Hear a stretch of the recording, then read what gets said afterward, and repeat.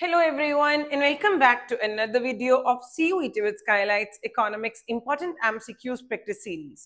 आज बात करेंगे another important 10 questions की जो होंगे हमारे टॉपिक चैप्टर रूरल डेवलपमेंट के एग्रीकल्चर डाइवर्सिफिकेशन से।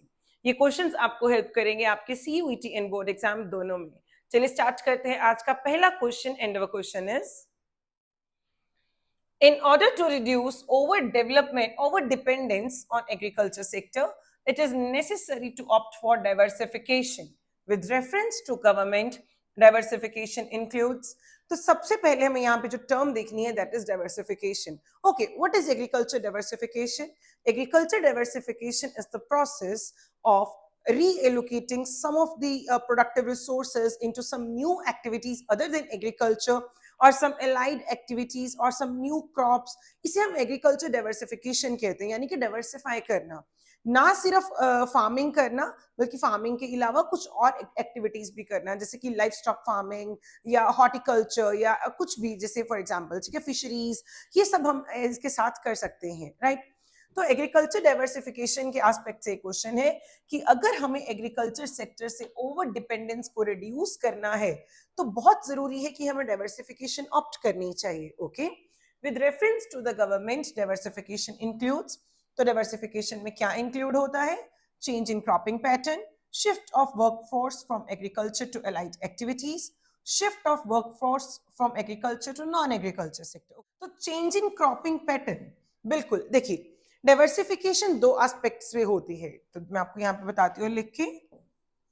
तो दो एस्पेक्ट्स हैं जिनमें एग्रीकल्चर डाइवर्सिफिकेशन होता है। पहला, क्रॉप प्रोडक्शन को लेके, ठीक है ना, हम नई क्रॉप्स को ग्रो कर सकते हैं, नई क्रॉप्स को इन्वॉल्व कर सकते हैं अपनी फार्मिंग के अंदर। सेकंड, ये होता है बेटा हमारी एक्टिविटीज से, हमारी एग्रीकल्चर एक्टिविटीज से, यानी कि कुछ एलाइड एक्टिविटीज की हम यहाँ पे बात करते हैं। क्लियर? तो देखें, तो बिल्कुल जो डाइवर्सिफिकेशन है वो क्रॉपिंग पैटर्न को चेंज करने से रिलेटेड है। वर्कफोर्स जो एग्रीकल्चर सेक्टर में एंगेज्ड है उसे एलाइड एक्टिविटीज में डालने के लिए है, शिफ्ट करने के लिए है। शिफ्ट ऑफ वर्कफोर्स एग्रीकल्चर से नॉन एग्रीकल्चर सेक्टर के लिए भी है। तो इसी हिसाब से तीनों options are right. So right answer is 1 and 2 no, 1 and 3 no, 2 and 3 no, yes, 1, 2 and 3, this is the right answer. Okay, next question. Production of diverse variety of crops rather than specialized crops is called. जब हम specialised crops को grow करते हैं, बल्कि उसे ना grow करके, उसको ना कल्टीवेट करके, ना प्रोड्यूस करके, जब हम डाइवर्स वेराइटी ऑफ क्रॉप्स को प्रोड्यूस करते हैं तो इसे क्या कहते हैं? Diversification of production activity? No, production activity में डाइवर्सिफिकेशन, यहाँ पे तो दोनों ही तरफ हम फार्मिंग ही कर रहे हैं, क्रॉप पैटर्न पे चल रहे हैं, ठीक है। पर अगर एक्टिविटी का डाइवर्सिफिकेशन होता है तो कोई नई एक्टिविटी साथ में चलती है, ठीक है। तो देखो, diversification of crop production, yes this is the right answer क्योंकि क्रॉप से रिलेटेड है। Diversification of employment, no, all of these no. Right answer is B option. Okay, next question. The sector providing alternate livelihood options to 70 million small and marginal farmers is. तो ऐसा कौन सा sector है जो agriculture के अलावा alternate livelihood provide करता है to nearly 70 million small and marginal farmers? तो इसके ऑप्शंस देखते हैं। Life stock, agro processing, Apni मंडी, फिशरीज। तो देखिए, this life stock is related to animal husbandry, clear? ठीक है, rearing of animals, ठीक है, जैसे कि फॉर एग्जांपल काउज, बफेलोज या गोट्स, है ना, शीप, ये लाइफ स्टॉक रियरिंग में आता है, यानी कि this is animal husbandry. Okay, agro processing, ठीक है, यानी कि एग्रीकल्चरल प्रोडक्ट्स का processing. Apni Mandi is related to agricultural marketing. Fisheries is related to diversification of some activities other than agriculture, that is an allied activities. हमें ये बताना है that is rearing of fishes, fish कह सकते हो, fishes, ठीक है। उसके अलावा अब कौन सा ऐसा सेक्टर है जहां पे 70 million small and marginal farmers को लाइवलीहुड प्रोवाइड होता है? The answer is life stock, animal husbandry. Clear? Next question. The golden revolution was a period of very high productivity in, तो गोल्डन रेवोल्यूशन, बहुत सारे revolution हमने India में देखे हैं, white revolution, pink revolution, green revolution, grey revolution, golden revolution. तो एक golden revolution किसके साथ रिलेटेड है, तो देखें food grain production, horticulture, organic farming, pisciculture. Okay, the answer is horticulture. Golden revolution is a term that is associated with using of a series of, आप कह सकते हो process जो हम use करते हैं in research, technology, production of fruits, vegetables, हरी, ये सब horticulture बनाते हैं। तो the right answer is horticulture and golden revolution is associated with horticulture. Okay, B option is the right answer. Next question. चलिए, identify the incorrect statement from the following. चलो गलत statement ढूंढनी है, गलतियां तो हम वैसे भी जल्दी ढूंढ लेते हैं, है ना, तो चलो देखते हैं। Diversification in agriculture sector provides sustainable livelihood to rural population. तो देखें डाइवर्सिफिकेशन, जो एग्रीकल्चर डाइवर्सिफिकेशन है, ठीक है, ये सस्टेनेबल लाइवलीहुड प्रोवाइड करती है रूरल पॉपुलेशन को। सस्टेनेबल लाइवलीहुड प्रोवाइड करती है रूरल पॉपुलेशन को, बिल्कुल सही, सस्टेनेबल लाइवलीहुड प्रोवाइड करती है उन्हें। Diversification includes change in cropping pattern, shift of workforce from agriculture to other allied activities and non agriculture sector. ये हमने पहले ही क्वेश्चन में पढ़ा कि डाइवर्सिफिकेशन एक प्रोसेस है जहां पे क्रॉपिंग पैटर्न को चेंज किया जाता है, वर्कफोर्स को हमारी एग्रीकल्चर से कुछ और एलाइड एक्टिविटीज में एंगेज किया जाता है, ठीक है, या अदर देन एग्रीकल्चर सेक्टर में एंगेज किया जाता है। तो ये भी डाइवर्सिफिकेशन का पार्ट है, ट्रू स्टेटमेंट है। Okay, the objective of investment in new agriculture avenues that is non farm activities increases financial risk for rural population. Okay, इस ऑप्शन को पढ़ने से पहले हम जरा डी ऑप्शन भी देख लेते हैं, क्योंकि ये तो हम ऑलरेडी एक्सक्लूड कर चुके हैं। Diversification reduces the proportion of unemployed population in the rural areas to considerable limits. Yes. तो इन दोनों ऑप्शंस को अगर आप ध्यान से समझें, ये ऑप्शन कहता है कि इन्वेस्टमेंट जो हम नए एग्रीकल्चर एवेन्यूज में करते हैं, ठीक है, इन्वेस्ट करते हैं, वो फाइनेंशियल रिस्क बढ़ा देता है रूरल पॉपुलेशन का। तो ये तो इसकी नेगेटिविटी बता रहा है, बिल्कुल सही, ठीक है, तो ये हुआ गलत। ये नहीं कि डाइवर्सिफिकेशन में कोई नुकसान नहीं है, पर ये कह रहा है कि रूरल पॉपुलेशन के लिए फाइनेंशियल रिस्क को इंक्रीज कर देता है।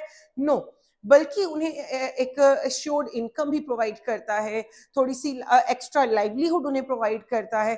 तो रिस्क की बात हम यहाँ पे नहीं करते हैं। क्लियर?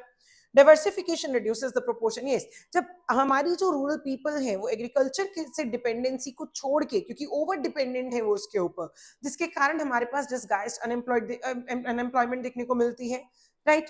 तो इसी हिसाब से अगर इस तरीके से लोग एग्रीकल्चर के ऊपर डिपेंडेंट रहेंगे और बाद में वो डाइवर्सिफाई होते हैं, वो और एक्टिविटीज में खुद को एंगेज करते हैं, तो कुछ हद तक अनएम्प्लॉयमेंट जो है वो रिड्यूस हो सकती है। तो वही ये बोलता है कि it reduces the proportion of unemployed population to considerable limits. तो ये भी ट्रू स्टेटमेंट है, हमें इनकरेक्ट बतानी है, तो C option is the right answer. Okay, next question. Diversification in agricultural activities means finding alternate employment in non-farm sectors, urban sectors, rural sectors, none of these. तो देखिए, एग्रीकल्चरल एक्टिविटीज का diversification का मतलब क्या है कि ऑल्टरनेट एम्प्लॉयमेंट मिलेगा। कहां पे? नॉन फार्म सेक्टर्स में। यस, नॉन फार्म सेक्टर्स में, यानी कि अदर देन एग्रीकल्चरल एक्टिविटीज में, एग्रीकल्चर को छोड़ के, जैसे कि एनिमल हस्बेंड्री, फिशरीज, ये सब चीजों में, ठीक है। तो obviously not urban sectors, not rural sectors, answer is non farm sectors. Okay, next question. Diversification towards new areas is necessary to. तो नए एरियाज की तरफ जो डाइवर्सिफिकेशन है वो क्यों नेसेसरी है? तो देखें, it reduces the risk from agriculture sector. ये एग्रीकल्चर सेक्टर से रिस्क को रिड्यूस करता है। Provide productive sustainable livelihood options to rural people. Rural people जो है, रूरल एरियाज के जो लोग हैं, उन्हें एक सस्टेनेबल लाइवलीहुड ऑप्शंस प्रोवाइड करता है। Increase employment opportunities in other areas. Exactly. So the right answer is all of these. Okay, next question. Identify the incorrect statement from the following. फिर से एक false statement हमें यहाँ से ढूंढनी है। तो diversification into other sector is essential to enable rural people to overcome poverty. बिल्कुल सही बात। देखिए, हमें अदर सेक्टर्स में डाइवर्सिफिकेशन क्यों चाहिए, हम क्यों वहां पे स्प्रेड होना चाहते हैं, ताकि ये जरूरी है, क्योंकि ताकि जो हमारे रूरल पीपल हैं वहां से पॉवर्टी को रिड्यूस किया जा सके, उन्हें पॉवर्टी से बाहर लाया जा सके। तो एग्जैक्टली जब उन्हें एक्स्ट्रा लाइवलीहुड मिलेगा, ऑल्टरनेट लाइवलीहुड मिलेगा, तो ऑब्वियसली वो पॉवर्टी से ओवरकम कर पाएंगे। ठीक है, तो ये ट्रू स्टेटमेंट है। Diversification is an essential component because there is greater risk in depending exclusively on farming for livelihood. तो कहते diversification एक essential component है, क्योंकि greater risk है जब आप exclusively सिर्फ farming के ऊपर ही dependent हो जाते हो for livelihood। बिल्कुल ठीक है। Diversification provides supplement gainful employment। बिल्कुल, एक gainful supplementary employment हमें provide करवाती है diversification। Diversification activities are not beneficial, ये गलत है। ऊपर इतने फायदे गिना दिए तो भी नॉट बेनिफिशियल कैसे हो गया? तो दिस इज राइट आंसर, क्योंकि हमें एक फॉल्स स्टेटमेंट यहां से देखनी थी। ठीक है, okay, next question.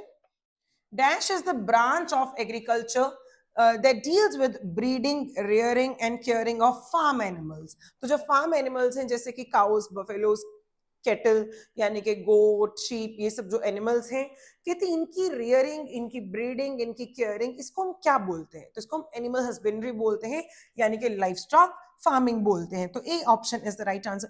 Golden revolution is related with horticulture, ये तो एक टर्म है इसकी प्रोडक्शन को लेके, इसकी प्रोडक्टिविटी को लेके। ठीक है, हॉर्टिकल्चर एक अदर एक्टिविटी है, that is fruits, vegetables, honey, इन चीजों के लिए। नन ऑफ दीज तो बिल्कुल भी नहीं है। तो the right answer is livestock farming।